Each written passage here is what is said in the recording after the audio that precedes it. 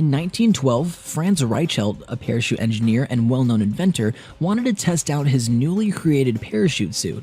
With no previous testing, he wanted to give it a go. His first demonstration, he decided it would be a good idea to jump off the Eiffel Tower. He jumped, the suit failed, and he plummeted to his death in front of hundreds of people. While working at SeaWorld, Jay Newton and his co-worker Brian Hartley were lifting a killer whale with a master tone crane. Newton got underneath to inspect the harness when Hartley then accidentally released the 20-ton whale from the crane, crushing and killing Newton instantly. In 1920, dancer Isadora Duncan was a beautiful young lady with a long, slender neck. She enjoyed wearing long scarves and going for rides in the countryside. Unfortunately, the combination of the two didn't mix so well.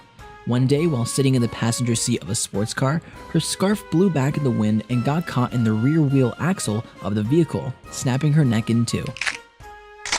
Kenneth Pinion, an American Boeing engineer from Gig Harbor, Washington, decided to go have sex with a horse at a nearby farm in King County with his two friends and videotape it. Pinion was taken to the hospital moments after their act in pain with a ruptured colon for receptive anal intercourse with the horse. He later died of his injuries. 99-year-old Debbie Mills New Broughton was walking to her 100th birthday party with her daughter. While crossing the road in her wheelchair, she was hit and killed by a truck that was delivering her birthday cake for her party.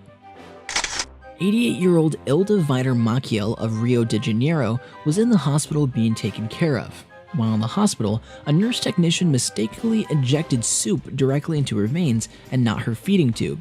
Because of this, Maciel not long after died of a stroke. Lee Sweg Siop, a video game addict, quit his job in an effort to devote more time to playing video games. In August of 2005, Siop began a gaming marathon at a local South Korean coffee shop. Playing for more than 50 hours straight and only stopping for little naps or bathroom breaks, he collapsed from dehydration and heart failure. Game over.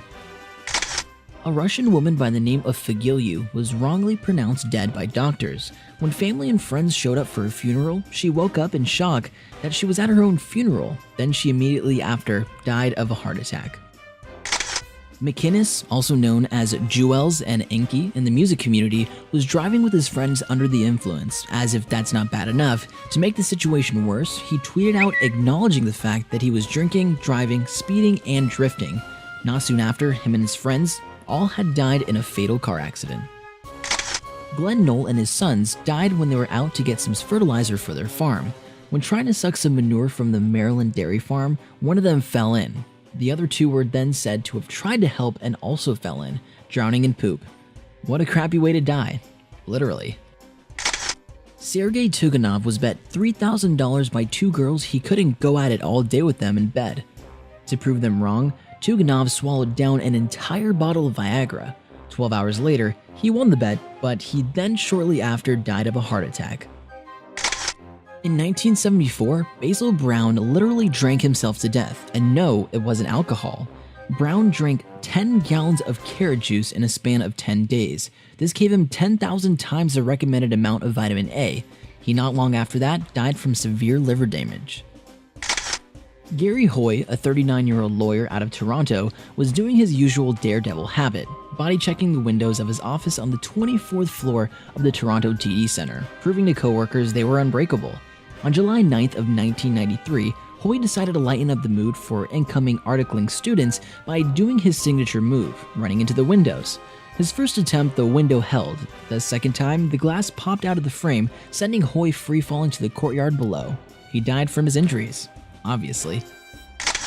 John Bowen was at a Jets vs. Patriots game in 1979. During halftime, a 15-minute air show was underway. Philip Cushman, a Brooklyn auto collision repairman, lost control of his model aircraft he was guiding, an odd plane in the shape of a lawnmower. The plane circled the stadium until it eventually nosedove into the stands of seated fans, striking two people, one being John Bowen. They both suffered serious injuries. Bowen died 4 days later. In 1997, Eric Garcia decided to go bungee jumping by himself. Garcia had a jumping point in mind that was 70 feet off the ground, so he tied together 70 feet of bungee rope. Now, I'm not a mathematician, but if you have 70 feet of bungee and a 70-foot drop, yeah, splat.